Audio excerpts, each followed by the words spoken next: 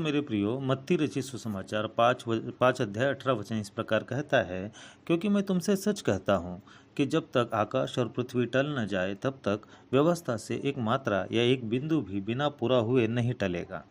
तो बताओ मेरे प्रियो, क्या जो वचन लिखा है परमेश्वर ने, क्या वो आसानी से टल जाए? क्या परमेश्वर अपने कहे हुए वचन को पूरा न करे? उत्पत्ति 3 अध्याय 15 वचन में जो वचन परमेश्वर ने दिया, और मैं तेरे और इस स्त्री के बीच में और तेरे वंश और इसके वंश के बीच में बैर उत्पन्न करूंगा, वह तेरे सिर को कुचलेगा और तू उसकी एड़ी को डसेगा। यह परमेश्वर ने पृथ्वी के प्रारंभ में हमारे उद्धार के लिए, हमारे उद्धारकर्ता की जन्म की भविष्यवाणी उस समय में की थी, और मरियम अपना हव्वा को बताया था कि तेरे उदर से एक पुत्र जनेगा, अर्थात स्त्री से एक जन्मेगा, जो शैतान के सर को, अर्थात उस सांप के सर को कुचलेगा और मनुष्य में उद्धार,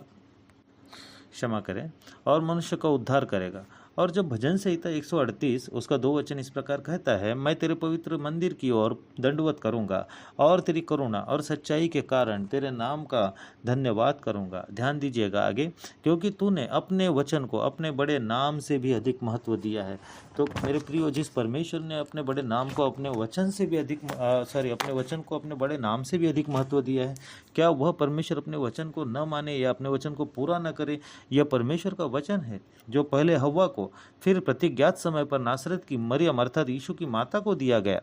और यूहन्ना 1 अध्याय उसका 14 वचन इस प्रकार कहता है, और वचन देहधारी हुआ और अनुग्रह और सच्चाई से परिपूर्ण होकर हमारे बीच में डेरा किया, और हमने उसकी ऐसी महिमा देखी जैसे पिता के एकलौते की महिमा। मेरे प्रियो, विषय से हटकर मैं इन सब बातों का वर्णन इसलिए कर रहा हूँ कि 2000 वर्षों से लोग यह प्रश्न करते हैं कि इसने औरों को बचाया, खुद को क्यों नहीं बचा पाया? इसने औरों को जिलाया, खुद को क्यों नहीं जिला पाया? इसने औरों को चंगा किया, खुद को क्यों नहीं चंगा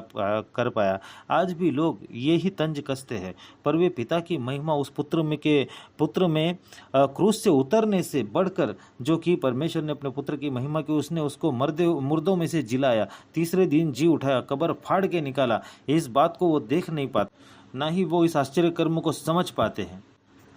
उसका कारण है क्योंकि शैतान ने, अर्थात इस संसार के ईश्वर ने, उनकी आंखें अंधी कर रखी है, और ये नहीं देख पाते कि उसने, अर्थात पिता परमेश्वर ने, अपनी पुत्र की महिमा जो वो सोचते हैं उससे भी कई गुना बढ़कर की,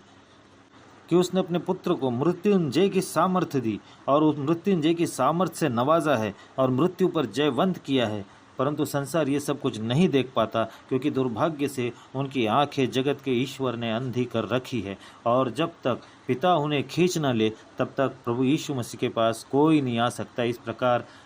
यूहन्ना उसका 6 अध्याय 44